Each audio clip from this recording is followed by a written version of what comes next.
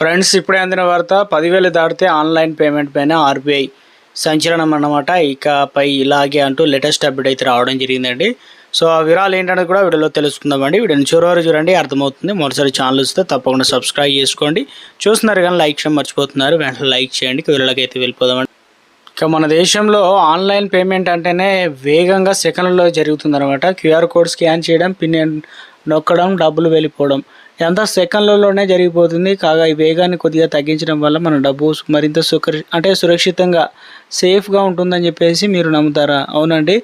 ఇక ఆన్లైన్ ద్వారా డబ్బులు కనుక పంపే విధానంలో reserve bank of India RBI అంటే ఒక పెద్ద మార్పును అనేది తీసుకురావాలని ఆలోచన చేస్తుంది. ఎందుకంటే కొన్ని రకాల ట్రాన్సాక్షన్లు పై ఒక గంట పాటు ఆలస్యం చేసే నిబంధనలు ప్రతిపాదించింది. మొదటిసారిగా వినడానికి ఇది కొంచెం ఇబ్బందిగా అనిపించినా కూడా రోజు పెరిగిపోతున్న ఆన్లైన్ మోసాల నుండి సామాన్య ప్రజలను కాపాడమే ముఖ్య ఉద్దేశం అంటున్నారు. ఎందుకు ఈ నిర్ణయం తీసుకుంటున్నారంటే గత కొన్ని సంవత్సరాలుగా ఆన్లైన్ మోసాలు విపరీతంగా పెరిగిపోయి, ముఖ్యంగా మోసగాళ్ళు ఫోన్లు చేసి భయపెట్టడమే, ఆశ చూపించడమే చేసి బాధితులను స్వయంగా వారి అకౌంట్ల నుండి డబ్బులు పంపించుకుంటున్నారు. ఒకసారి డబ్బులు అకౌంట్ నుండి వేరే వాళ్ళకు వెళ్ళిపోతే దాన్ని మళ్ళీ కూడా వెనక్కి రాబట్టడం చాలా కష్టం మారుతుంది. అందుకే ఇలాంటి మోసాలు అడ్డుకట్ట వేయడానికి ఆర్బీఐ ఒక సరికొత్త సేఫ్టీ సెక్యూరిటీ అనేది సృష్టించడం జరిగిందంటున్నారు. గంట ఆలస్యం అనమాట. ఈ కొత్త ప్రతిపాదన ప్రకారం ఎవరైనా కనుక 10,000 కంటే ఎక్కువ డబ్బులు కనుక ఆన్లైన్లో పంపినప్పుడు ఆ ట్రాన్సాక్షన్ పూర్తి కావడానికి ఒక గంట సమయం పడుతుందన్నమాట.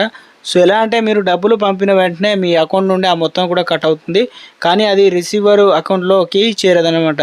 దీనివల్ల లాభం ఏంటంటే ఒకవేళ మీరు పొరపాటున కూడా ఎవరికైనా మోసపోయిన డబ్బును పంపినట్లు గుర్తిస్తే ఆ గంట లోపు మీరు ఆ ట్రాన్సాక్షన్ క్యాన్సిల్ చేసుకోవచ్చు. అలాగే బ్యాంకులో కూడా సమయం ఇక అనుమానాస్పద లావాదేవీలను గుర్తించి వినియోగదారులు అలర్ట్ అయితే చేయవచ్చు అనమాట. ఏ పేమెంట్ వెంటనే జరుగుతాయంటే సాధారణంగా ప్రజలు ప్రతి అవసరాలకు ఎలాంటి ఇబ్బంది కలగకుండా ఆర్బీఐ కొన్ని మినహాయింపులు అయితే ఇచ్చారు. మీరు చేసే డైలీ పేమెంట్స్, కరెంట్ బిల్లులు కావచ్చు, ఫోన్ ఛార్జీలు కావచ్చు, రీఛార్జ్లు, ఇక రోజు తప్పకుండా చేసే బిల్లులు పేమెంట్ ఎప్పటిలాగే జరిగిపోతాయి. కానీ మీరు ఎప్పుడు డబ్బులు పంపే నమ్మకమైన వ్యక్తులకు అకౌంట్లో ట్రాన్సాక్షన్లు కూడా ఆలస్యంగా వర్తించదు.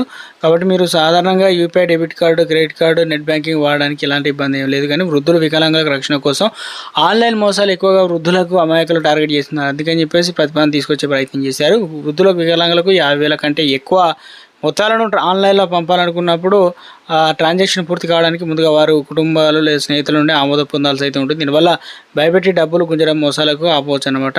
చేతికి ఇక